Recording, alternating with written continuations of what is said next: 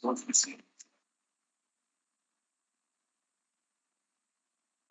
afternoon, everyone. Welcome to everyone attending this public forum of Kempsey Shire Council.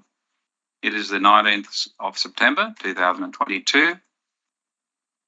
All members of the Kempsey Shire community are entitled to attend public forums to observe. I remind all people attending this meeting that it is being webcast on YouTube with audio and vision. A recording of this forum is available on the internet and is required to be available for 12 months. Private recordings of the forum should not occur. Only members of the media are allowed to make a recording. Would you please ensure all devices like mobile phones are on silent mode? I'd like to acknowledge the Dunghutti people of our Shire as traditional custodians and their continued connection to land, water and culture. We will pay our respects to elders, past, present and emerging. We also pay respect to any other Aboriginal or Torres Strait Islander people with us today. I now ask all councillors, any of you would like to declare a conflict of interest at this time? Anything on the agenda? Mr. Mayor? Yes, Councillor Saul?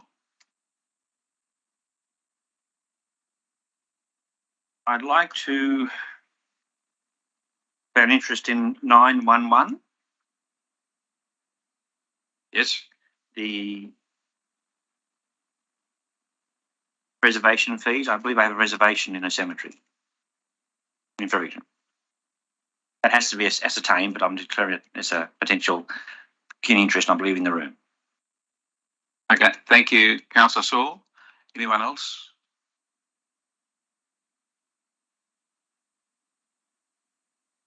So on behalf of Council, I welcome all people in the public gallery observing live on the internet to our meeting today. Councillors in attendance are Councillor Saul, Councillor Ferguson, Councillor Bain, Councillor Patterson, Councillor Riddington, Councillor Butterfield and Councillor Wyatt. We have an apology from Councillor Kinney Ring. Council staff in attendance are Mr. Steve Beasley, Acting Manager, Director of Corporate and Operations and Planning. Put you in the right room. Thank you.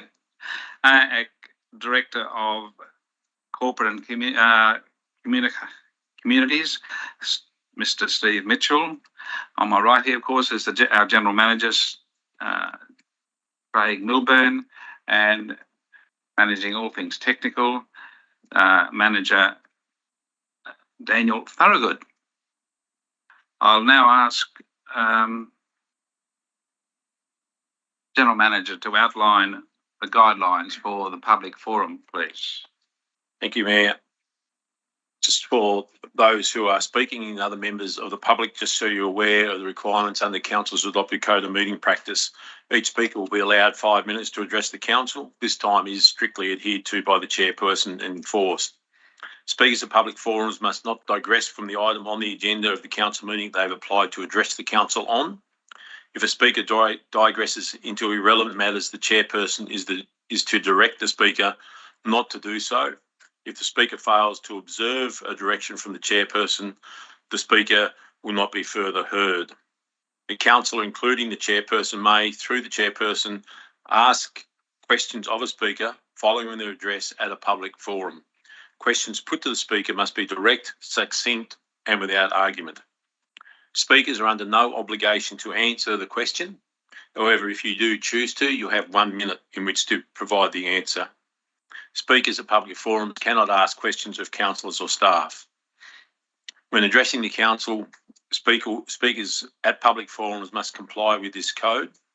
Speakers must refrain from engaging in disorderly conduct, publicly alleging breaches of council's code of conduct or making other potentially defamatory statements. If the chairperson considers that a speaker at a public forum has engaged in conduct of the type referred to in the above clause, the chairperson may request the person to refrain from inappropriate behaviour and to withdraw and unreservedly apologise for any inappropriate words. Where the speaker fails to comply with the chairperson's request, the chairperson may immediately require the person to stop speaking. Thank you. Thank you, Mr. General Manager. We have 3 speakers for the public forum today. They are Mr. Noel Selby, Mr. Michael Kemp, and Ms. Lynette Adamson. And our first speaker is Mr. Selby. He's going to be speaking against 9.7, the Southwest Rocks Library site selection. I invite Mr. Selby to come to the microphone now, and there's a button to make it turn red when you're ready to speak, and we'll start timing you from that. You have 5 minutes, Mr. Selby. Thank you.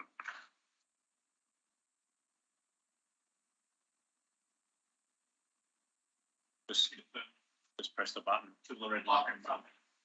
That's it. Firstly, let me thank Council for letting me speak on the new Library and Community Centre for South West Rocks, which is item 9.7 on Council's meeting agenda. Just about all the sites that have been put forward in this, what can I say? This put forward by Council have problems such as impacting on existing traffic in and around the CBD and cutting down a lot of fauna, which has happened out at South West Rocks, which I'm pretty sure you're all aware of, with the development that we've had out there. Site 2 is being looked at as only a library, but a community centre is needed as well, and they should be together to be cost effective. Site 3 and 4 being too steep, this affecting building costs, limited parking, also more trees to be felled, undetermined Aboriginal land claim constraints. Site 5 is Brighton Park. This will take away a park green space, which is used regularly for picnics and other recreational activities. This park is a needed part of South West Rocks, and it's also undetermined Aboriginal land claim restraints. Site 6, Mitchell Street, clearing of more trees is a big issue with this site. South West Rocks has lost much of its fauna already from the development that is happening out here. Now we don't need the removal of any more trees, and this site is not in the CBD. Site 7, Gordon Young Drive, is not in the CBD, and there's another site that will require clearing of trees. The land will also require fill, as well as a lot of drainage needed to keep up with the water that flows from the swamp in the middle of this site, increasing the costs again. Site 8, Lindsay Noonan Drive, too far out of the city centre, and as part of this site is an Aboriginal significance. I've left site 1 till last, as I feel this is a preferred site by many local residents. It is present site of the library. In my opinion, why not kill 3 birds with 1 stone? Using this site, the land adjoining number 20, which Council purchased many years ago, and it was bought for the extension of the car park. It's never happened.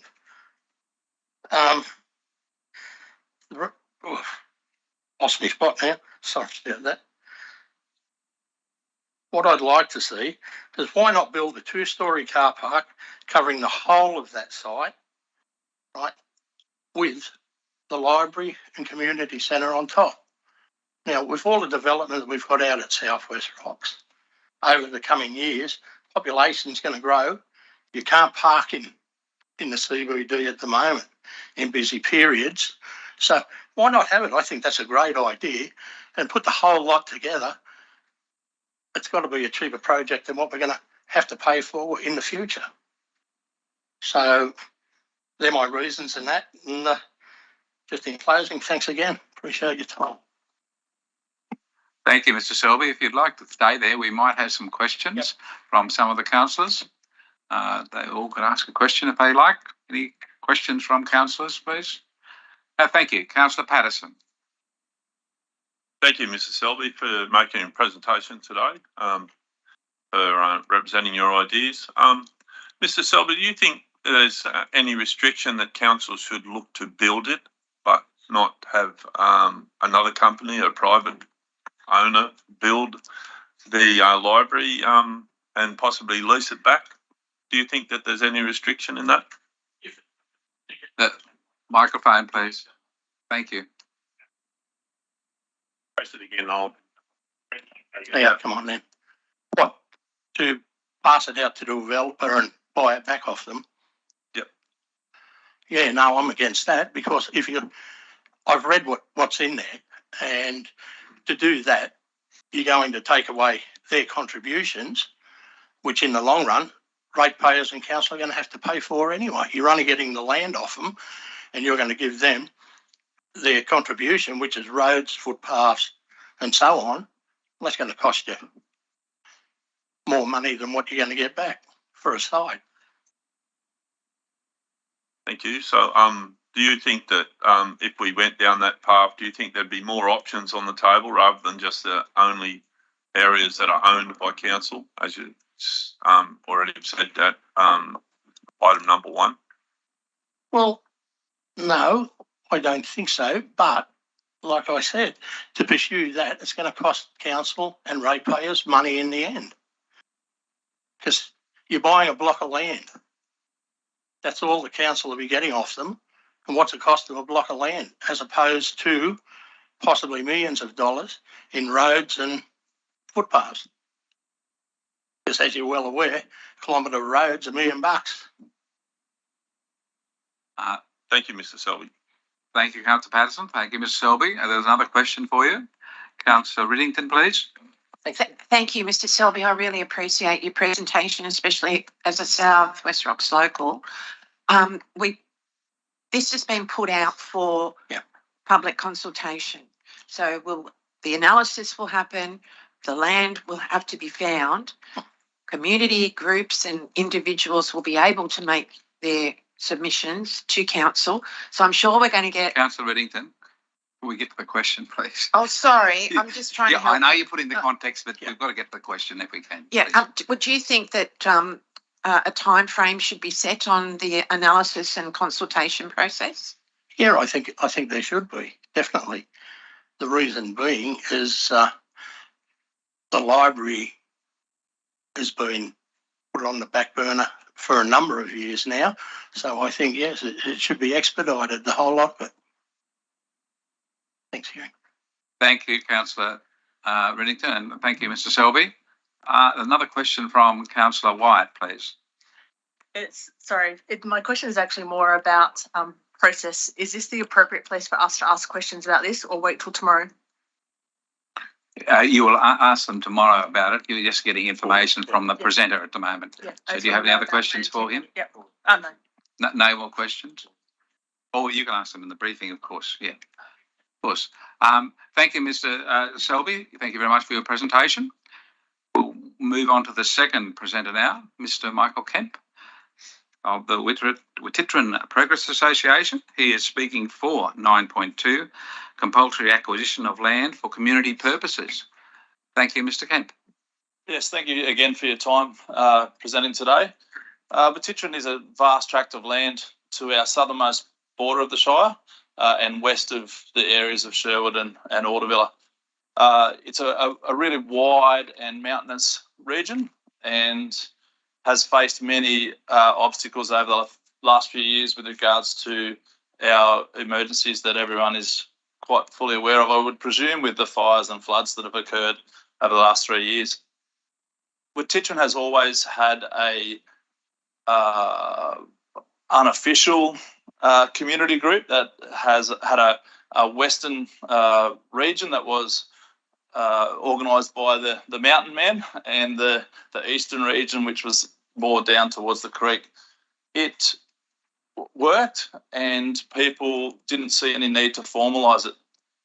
Post the 1920 bushfires, during the 1920 bushfires, we organised our own in-region fire notification group, which was quite successful, and we had a lot of information, and we passed a lot of information and protective measures throughout the community during that time.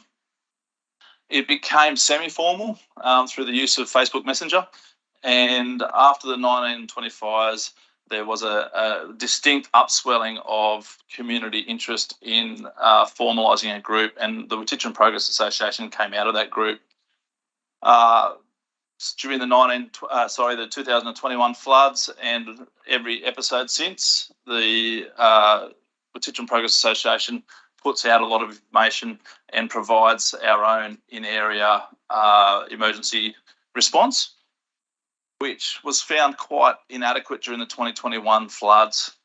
We had members that were really extremely isolated from such a high-level flood, and we had nowhere to house those members. Our secondary escape route, our back route, was really difficult, and at one stage it became cut off as a result after the fires. Once the group came together and formed, they were really passionate about being self-sufficient and not being a burden on the resources available in town if we didn't have to.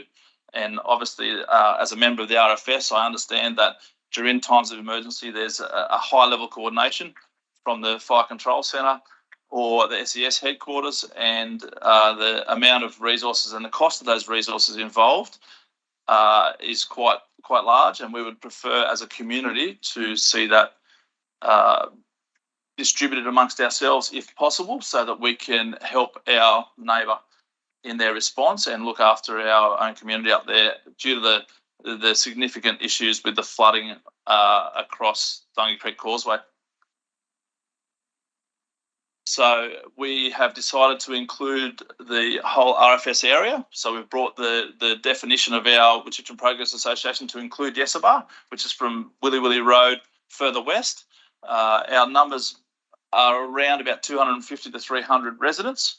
And obviously there's a multitude of hidden buildings and areas that people inhabit that are inaccessible in these times.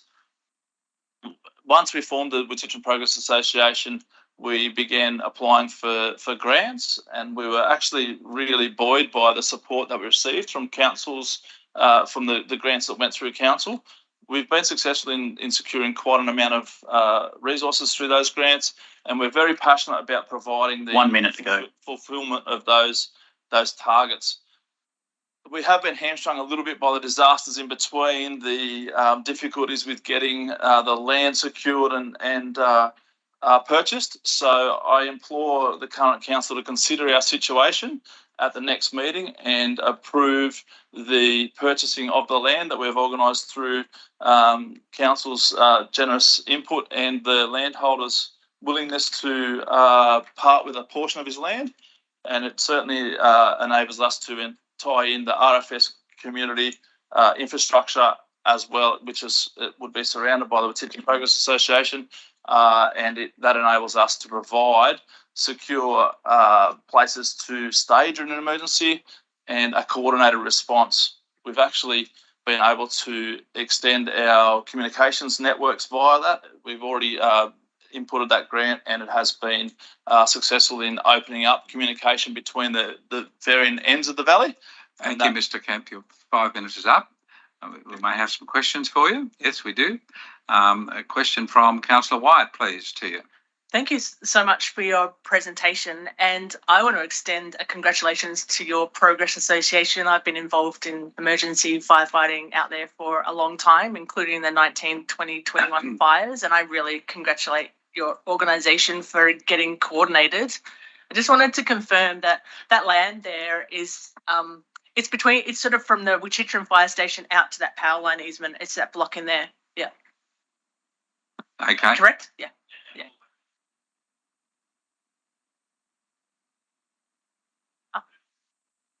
Do you know how many hectares that is?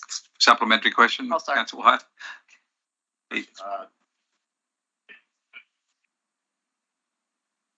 What happened? Got it. Okay, my apologies. No, it's fine. So in order to respond to the initial question, the land has been, we have sought slightly larger land than first initiated. That was to ensure future proofing of the investment that is occurring at the moment. So yeah, that's definitely to the edge of that power easement. And the supplementary, sorry, I missed that. It was just about the hectare size, but I could probably look it up on the map. Thanks. Thank you, Councillor Wyatt. Are there any other questions? If not, I have a question for you, Mr. Kemp. You've got the Wetitran Progress Association. How many members have you got at the present time? I can't answer that formally. Approximately? About 60 something formal members out of a possible, 250 to 300 that some of them don't live here and some of them do. And how soon would you hope to have something constructed out there if this goes ahead? Well, timeframes, obviously with construction at the moment, the major concern that we've had with the delays is the cost overruns with respect to the building material pricing increasing. So we would suggest that the shed would be completed within 12 months of approval. So to me, the timeframe would be possibly around about the 12-month mark. Okay, thank you very much. Are there any other further questions from councillors? If not, I thank you very much for your presentation, Mr. Kemp. Our third speaker is Miss Lynette Adamson. She's a West Kempsey resident and she's speaking against 8.1, Local Traffic Committee Minutes of the 6th of September. You might pull the microphone down a bit. Yep, thank you very much. Thank you for allowing me to speak. I object to the refuge islands all along River Street, but particularly the one near Broughton Street and River Street, where it's just before that one really interferes with me. I have enough trouble. If you ever lived in River Street, you know how hard it is to try and get out of a residence in River Street. It's really hard. You're battling the traffic. And with the island there, I back out, check the rear vision mirror, and then I move forward if it's safe, no cars coming down. If there is a car coming down, I go to the curb. Where this refuge is placed is where I virtually have to go to the curb and stop. Hence, then if I'm stuck there, I have to back up again. And that's only the half of it. Then you have to worry about the speed of the ambulance going down there, which is all the time, the fire brigade and the police. They speed down there. I'm on a just down from a crest of a hill, and we all know as you're going down a hill, your car picks up speed, and if they're speeding down there like the police or anything like that, or the fireys or the ambulance, I have very little time of getting out. I have spoken to Mr. Toms, and we have had emails back and forwards, and he did say he would come out and see if there is something that would help me back further to the curb. I can't do that because of the width of my driveway. It just won't allow the tyres go over and everything like that. So if I don't want the refuge in River Street at all, but if I has to be, I would like to have my curb guttering sort of extended so I can turn up right into the curb and then watch as the traffic comes down and then come out. I hope I've explained that very well. That is it. I'm taking you. Thank you very much. That's very well presented, in fact. So, any questions for you, please? It will come from, yes, Councillor Riddington, thanks. Thank you so much for your presentation. I know what it's like. Has Mr. Toms given you an idea of when he will be coming? No, he just said that he's going on holidays from the 5th of November. He said he didn't actually say a time. He just said that he would come and see, and he would from there. Okay, so hopefully we can get a resolution. Yeah. Thank you. Thank you. Thank you. Do we have yes, Councillor Patterson has a question. Thank you. Yeah, thank you for your presentation. I do think River Street's a very important street, and actually being on the traffic committee myself, have you noticed that these are only draft designs, and it's actually comments like yourself are making that is going to go into those designs? There's not a final design in there. Well, I wasn't too sure. We've had one meeting and that, and then the next thing is I've known that this was happening and it was going to be talked about in the next couple of days. So I Do- just, Yeah, do you know the traffic committee can only make recommendations to the council and can't make policy? it can't, okay? Yeah. Yeah. So anyway, I was just going to ask you that, I suppose put in a question. I was just going to say that, do you think you'll be able to give some council? I know you're finding it hard to explain there, but you'll be able to meet council on site like Cliff, Yeah, Tom's, he did. and then possibly explain to him your exact issues, and then council may be able to work with that.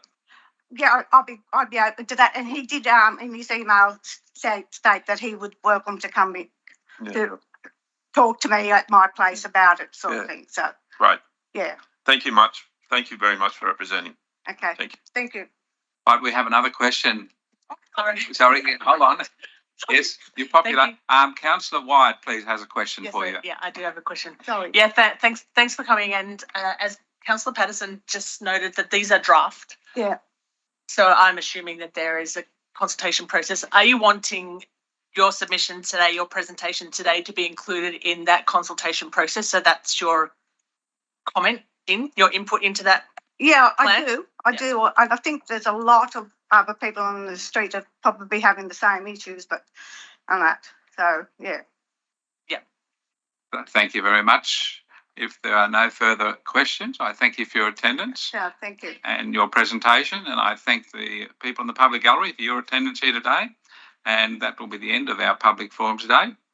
And we'll go on to our general manager briefing in a few moments after everyone's left. Thank you for your attendance.